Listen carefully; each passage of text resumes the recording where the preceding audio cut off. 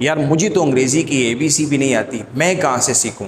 यार मैं तो मदरसे का एक तालिब इल्म हूँ, मैं कहाँ से अंग्रेज़ी सीखूं। यार मैं तो स्कूल में भी पढ़ता हूँ लेकिन मुझे वहाँ से अंग्रेज़ी सही समझ नहीं आ रही, वहाँ पर सिलेबस बस करवाया जाता है, मुझे ट्रांसलेशन करनी नहीं आती कि मैं जुमले की ट्रांसलेशन कैसे करूँ।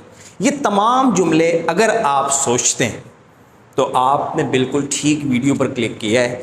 आप इस वीडियो को देखने के बाद आपकी ये परेशानी ख़त्म हो जाएगी इंशाअल्लाह ताला कि यार मुझे तो अंग्रेज़ी में जुमला बनाना ही नहीं आता, मैं तो मदरसे का तालिब इल्म हूँ, मैं कहाँ से इंग्लिश सीखूँगा। मुझे कौन सा बंदा आसान सी देसी सी लैंग्वेज में, सीधी सादी लैंग्वेज में कौन समझाएगा। तो इंशाअल्लाह मैं समझाऊँगा। आज अंग्रेज़ी की सबसे पहली क्लास जिसको हम समझते हैं कि कहते हैं वो हम करेंगे, और मैं आपको इंशाल्लाह सिखाऊंगा कि सब्जेक्ट वर्ब एग्रीमेंट ये क्या बला है, इसको क्या कहते हैं, हम ये सीखने के बाद क्या फ़वायद हासिल कर सकते हैं, इसको सीखने के बाद हमारा फ़ायदा क्या होता है। देखें, एक जुमला है, अली मेरा दोस्त है। एक जुमला है मसलन, अली मेरा दोस्त है।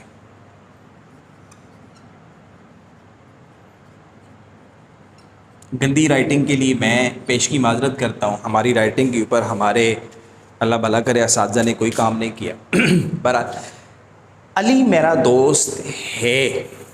अब अली मेरा दोस्त है, मुझे इस जुमले को इंग्लिश में लिखना है तो मैं क्या करूँगा। सबसे पहले मैं किस चीज़ को लूँगा, किस चीज़ का तर्जुमा करूँगा, तो मेरा ये जुमला पूरा हो जाएगा और मेरी ट्रांसलेशन ठीक हो जाएगी और मुझे इंग्लिश का जुमला, उर्दू का जुमला इंग्लिश में लिखना आ जाएगा। इसी को हम समझेंगे सब्जेक्ट वर्ब एग्रीमेंट, इसी को कहते हैं। लंबी वीडियो कोशिश करूँगा कि नहीं बनाऊँगा।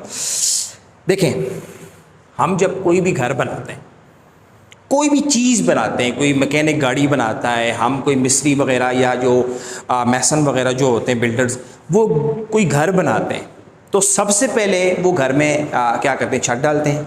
नहीं, छत नहीं डालते। छत किधर टिक सकता है, ये तो अल्लाह ताला का काम है कि आसमान को बगैर किसी चीज़ के अल्लाह ने टिकाया हुआ है। छत बगैर दीवारों के नहीं टिक सकता। इसका मतलब ये है कि सबसे पहले दीवारें चाहिए। दीवारों से पहले भी हम एक पंजाबी में कहते हैं जिसको एरा कहते हैं, बिल्कुल जो हम बुनियाद डालते हैं वो चाहिए। उसके ऊपर दीवार खड़ी होती है, फिर उसके ऊपर छत खड़ी होती है, फिर छत के ऊपर प्लस्तर होता है, उसके ऊपर जो है ना पेंट वगैरह होता है, तब जाकर घर तैयार होता है। इन तमाम चीज़ों की ज़रूरत इसलिए पड़ी कि ये इसकी वजह से इन तमाम चीज़ों से के मिलकर एक घर बन गया। अब देखें, अंग्रेज़ी में भी हमें कुछ ऐसी चीज़ें चाहिए जो हमें उर्दू का जुमला इंग्लिश में लिखने में मदद करेंगी। अब वो हमें कौन कौन सी चीज़ें चाहिए। सबसे पहले तो सब्जेक्ट वर्ब एग्रीमेंट को हम समझते हैं, फिर वो देखते हैं कि वो कौन कौन सी चीज़ें चाहिए। देखें, अली मेरा दोस्त है, अगर इसको हम इंग्लिश में लिखते हैं तो क्या हम सबसे पहले जो जुमला लिखा हुआ उसी की जो पहला लफ्ज़ लिखा हुआ उसी की अंग्रेज़ी लिखते हैं। अगर हम उसी की अंग्रेज़ी लिखते हैं तो उसके बाद लिखा हुआ है मेरा, फिर हम उसकी लिखेंगे अंग्रेज़ी, उसके बाद दोस्त, उसके बाद है, तो क्या हम इन सब की अंग्रेज़ी बार बार लिख देंगे तो हमारा जुमला बन जाएगा? ऐसा नहीं। इसी चीज़ को सब्जेक्ट वर्ब एग्रीमेंट कहते हैं, इसी चीज़ को जुमले का ढांचा, स्ट्रक्चर ऑफ सेंटेंस कहते हैं। देखें, हमारे पास जो जुमला सबसे पहले लिखा हुआ, लफ्ज़ पहले लिखा हुआ है, उसकी तो अंग्रेज़ी हमें मतलब है कि लिखनी पड़ती है, सबसे पहले ही लिखनी पड़ती है। चलें, अली। अब इसके बाद क्या है, अली मेरा दोस्त है। तो आप ये याद रखें कि जो सबसे पहली चीज़ लिखी जाती है इसको इंग्लिश में सब्जेक्ट कहते हैं। क्या कहते हैं? सब्जेक्ट कहते हैं। अब उसके बाद हमें सब्जेक्ट के बाद जो चीज़ चाहिए होती है वो वर्ब चाहिए होता है। वर्ब चाहिए। वर्ब क्या होता है? जो उस सब्जेक्ट को बताता है कि ये सब्जेक्ट क्या करता है, ये सब्जेक्ट क्या है, उसकी नोयत बताता है, उस सब्जेक्ट की हालत बताता है, उस सब्जेक्ट को बताता है कि ये सब्जेक्ट क्या करता है। मसलन मैं एक आसान सी जो है ना वो एग्जांपल आपको देता हूँ। अली रोज़ाना स्कूल जाता है, तो अली यहाँ पर जो है ना, जो जाने वाला बंदा है वो अली है। अली वो कौन सा काम करता है? वो जाता है। अब कहाँ जाता है ये अलग क्वेश्चन है। अली कौन सा काम करता है? अली जाता है। तो यहाँ पर अगर देखें तो अली के बारे में क्या बात बयान हो रही है? अली मेरा दोस्त है, तो अली क्या है? अली है। अब अली है क्या है? मेरा दोस्त। तो इसको अगर आप समझते हैं कि सब्जेक्ट और वर्ब, सबसे पहले हम सब्जेक्ट यानी जिस चीज़ के बारे में बात हो रही हो उसको सब्जेक्ट कहते हैं, और जो उस चीज़ के बारे में बात हो रही हो, मसलन जो उस चीज़ की नौइयत बताई जा रही हो या उस चीज़ का काम बताया जा रहा हो, उसको वर्ब कहते हैं। वर्ब का लफ्ज़ी माना होता है फ़ेल। अब हमें अली उसके बाद लिखना पड़ता है इज़ क्यों लिखना पड़ा? क्योंकि अली है, इसका लफ्ज़ी माना होगा अली है, अली है। ये लफ्ज़ी माना किधर से आया तो देखें, यहाँ पर लिखा हुआ है अली मेरा दोस्त है। अब अली इज़, मेरे की अंग्रेज़ी होती है माई, और फ्रेंड इंग्लिश में कहते हैं दोस्त को। Ali is my friend, Ali is my friend में अब आप देखें, अगर गौर करें तो सबसे पहले हमने सब्जेक्ट लिखा, ये सब्जेक्ट आ गया, उसके बाद हमने लिखा वर्ब। अब माई फ्रेंड की जो लिखी हमने इंग्लिश, तो ये इसका मान ही हो गया मेरा दोस्त, सब्जेक्ट वर्ब।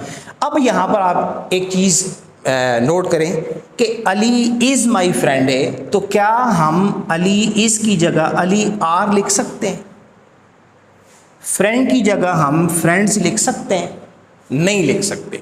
हमें अली इज़ माई फ्रेंड ही लिखना पड़ेगा। क्यों?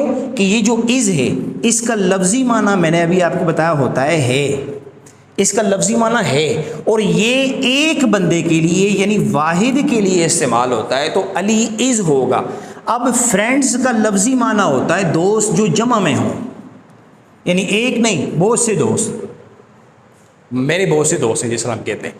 अब चूँकि बात एक की हो रही है, सिर्फ अली की हो रही है, तो हम ये नहीं कह सकते अली इज़ माई फ्रेंड्स, ये गलत हो जाएगा। क्यों?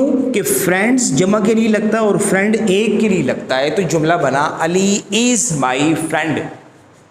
अब देखें कि अली के बाद हम आर नहीं लिख सकते। क्यों? कि इज़ जो है ना अली को एग्री कर रहा है, यानी ये एक दूसरे के साथ एग्री कर रहे हैं कि भाई एक दूसरे की मुताबिकत में लिखे हुए हैं, एक दूसरे के मुताबिक लिखे हुए हैं। इसी तरह इज़ फ्रेंड के साथ फ्रेंड के मुताबिक लिखा हुआ है। ये और ये आपस में एक दूसरे के साथ अग्री कर रहे हैं। अग्री का मतलब होता है एक दूसरे से इत्तेफाक कर रहे हैं, एक दूसरे के मुताबिक कोई भी अमल कर रहे हैं। तो इसी चीज़ को जो इंग्लिश में कहते हैं सब्जेक्ट वर्ब एग्रीमेंट। अब ये तो चूँकि एक एग्जाम्पल हुई, अब इसी से हम बहुत सारी एग्जाम्पल बना सकते हैं, और कुछ अगर आप ख़ुद बनाएंगे तो आपके लिए और ज़्यादा आसानी हो जाएगी, क्योंकि आपकी प्रैक्टिस हो रही होगी। अब अली इज़ माई फ्रेंड है, माई फ्रेंड तो हम वैसे ही लिख देते हैं। अगर हम कहते हैं कि अली मेरा दोस्त है, और इसी है को हम था में लिख देते हैं कि अली मेरा दोस्त था, तो क्या ये जुमला ठीक है? तो बिल्कुल ठीक है, जुमला हो सकता है इस तरीके का। तो था की इंग्लिश होती है वाज।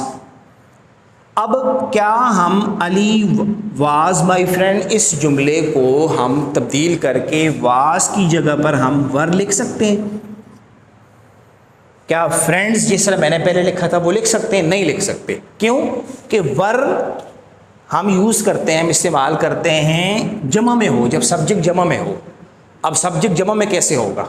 एक से ज़्यादा हो, मसलन अली, अकमल, अनवर, 3 लोग हुए। तो अब अगर हम कहें कि अली, अकमल और अनवर मेरे दोस्त हैं, तो जुमला बन जाएगा Ali, Akmal and Anwar are my friends. अब फ्रेंड्स के साथ हमने एस यूज़ किया, इसकी जगह हमने आर यूज़ किया। यहाँ पर हम क्या यूज़ करते? वाज की जगह वर यूज़ कर देते, और फ्रेंड की जगह फ्रेंड्स यूज़ कर देते, तो ये जुमला हो जाता Ali, Akmal and Anwar were my friends. लेकिन चूँकि यहाँ सिर्फ अली का जिक्र है, तो अली वाज माई फ्रेंड। इस जुमले से ये जुमला बन गया अली मेरा दोस्त था। पहला जुमला था अली मेरा दोस्त है,